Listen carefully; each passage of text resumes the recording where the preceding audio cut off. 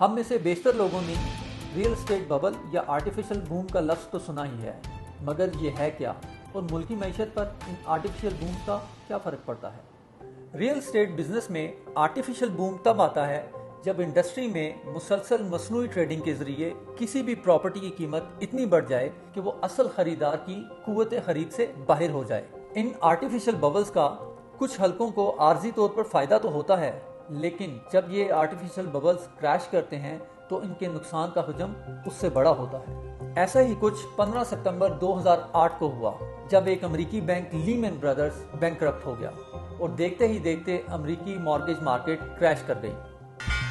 Not in generations has Wall Street absorbed the number of body blows it took today. The American financial system is rocked to its foundation as top Wall Street institutions topple under a mountain of debt. یہ اتنا بڑا crash تھا کہ امریکی اور یورپی حکومتوں کو اپنی معیشت بچانے کے لیے آگے آنا پڑا۔ مگر اس کریش کا پاکستان کی ابھرتی ہوئی ریئل اسٹیٹ انڈسٹری پر کیا اثر پڑا؟ ہم پچھلی قسط میں یہ دیکھ چکے ہیں کہ کیسے 2003 میں پاکستان کی ریئل اسٹیٹ انڈسٹری میں تیزی آئی، مگر اتنے بڑے فائنینشیل کریش کے اثرات پاکستان تک نہ پہنچے یہ ممکن نہیں تھا۔ لیکن وہ کہتے ہیں نا، جسے اللہ رکھے اسے کون چکھے۔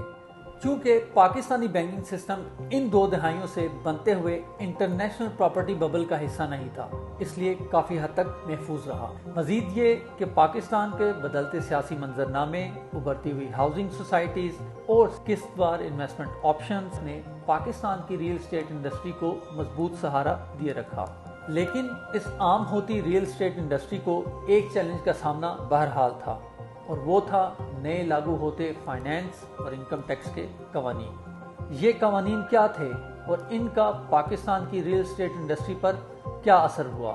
اس بات کا جائزہ ہم اپنی اگلی قسط میں لیں گے۔